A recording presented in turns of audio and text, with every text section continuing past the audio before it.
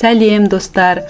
Бүгін видеода осындай өте дәмді жұмыртқалы бәліштің рецептісімен бөлісетін боламын. Рецепт ұнаса лайк басып комментарий қалдыруларыңызды сұраймын.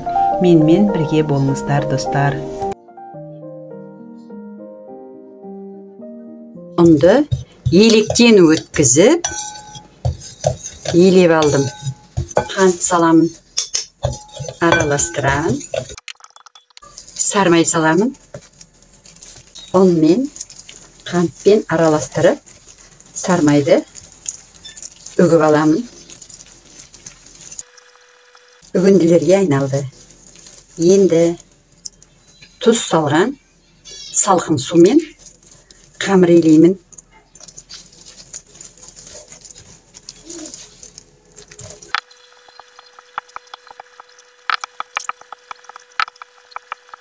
Қамырды иледім. Bir formaga keltirib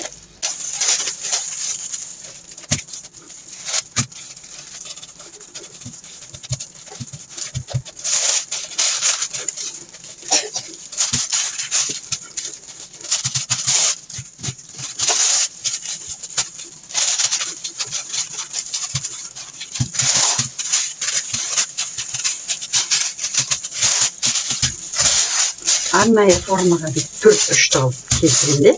Тоңазытқышқа жарты сағатқа қоя тұрамын. Міне арада 30 минут уақыт өтті. Тоңазытқыштан қамырды алдым.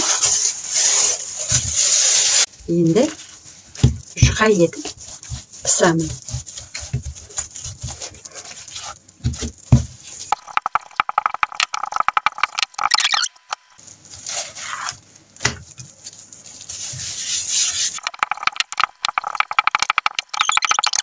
Бетіне сармай жағу үшін қамырдың жұқа болғаны жақсы. Бұның бетіне сармай жағамын.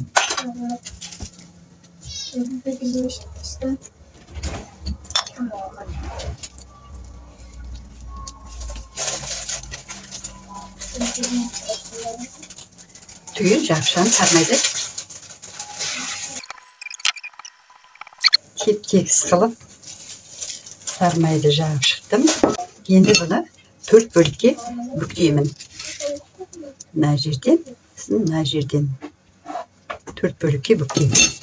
Бірінші 3 бөлікке бүктеп алам. Ау? Жұмыртқа істейтін бұл. Мынаны бірінші осылай бүктеп аламыз. Сосын тағы былай бүктейміз.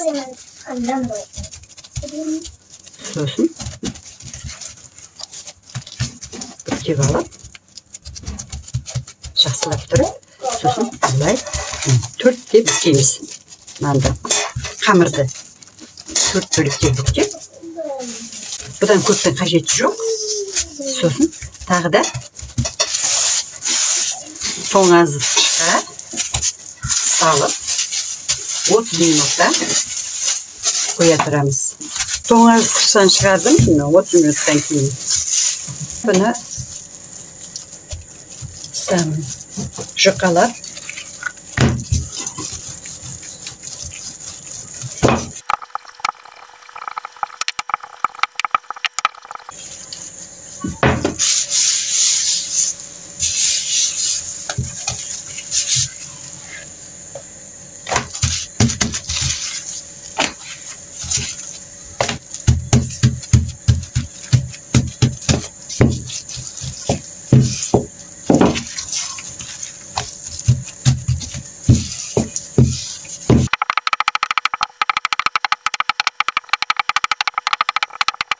Рулет жасаймыз. Өте қатты емес, біркелкі.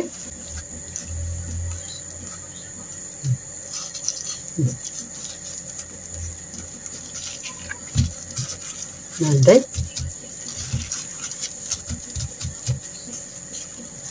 Рулет жасап.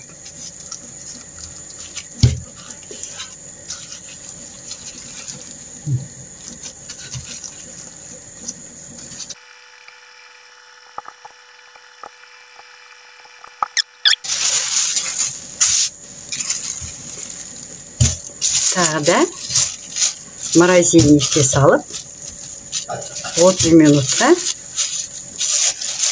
қоямыз.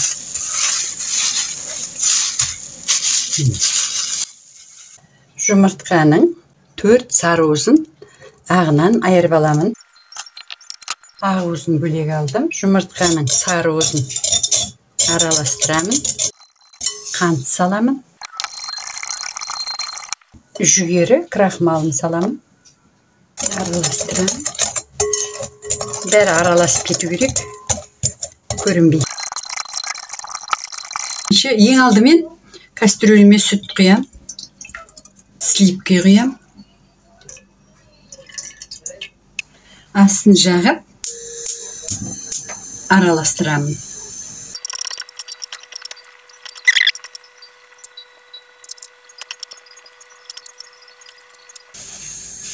Міне, кішкентай көбікшелер шетінен пайда бола бастады. Қайнатпаймыз, сол кезде бұны кастрюльді өшіреміз.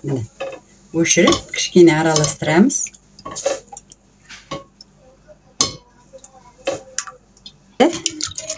Дайын болған сливки мен сүт қосылған қоспаны жұмыртқаның үстіне аздап құйып араластырамыз.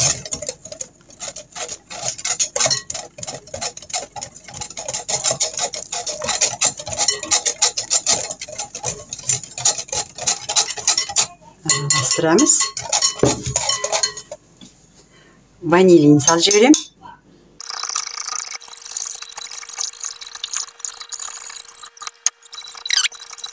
Қанты бәрі араласу керек. Жұмыртқасы, ванильный қант бәрі. Сосын дайын болған сұйықтықты қойып сүзіп аламыз.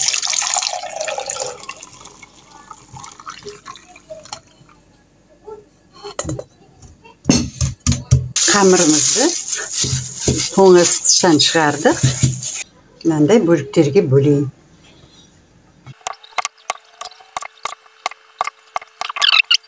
Мынандай табалардың ішіне орналастырамын. Ол үшін ортасын басып, ішіне кіргіземіз бірінші.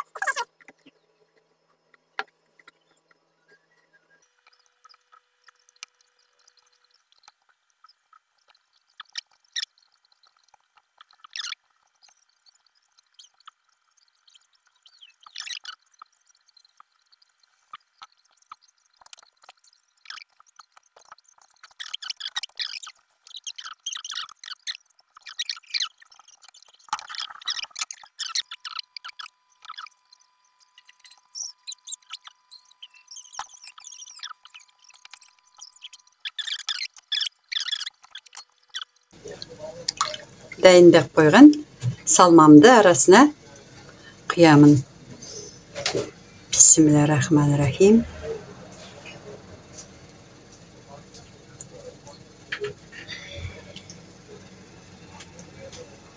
Өте толтырмаймыз деп.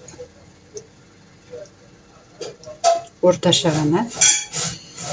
Жетер-жетпес құямыз. Қамырдың ортасына.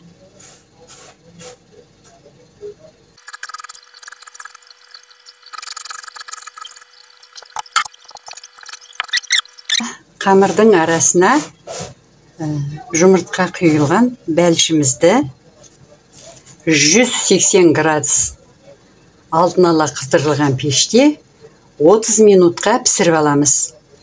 Желі қолданушылары арасына жұмыртқа қосылған бәлішіміз дайын болды. Кішкене суығаннан кейін арасын кесіп көрсететін боламыз. Алдын ала қыздырылған пеште 180 градуста 30 минут уақыттың ішінде дайын болды. Сіздер өздеріңіздің пештеріңіздің пісіруіне қараңыздар. Қазір суығаннан кейін арасын кесіп көрсететін боламыз.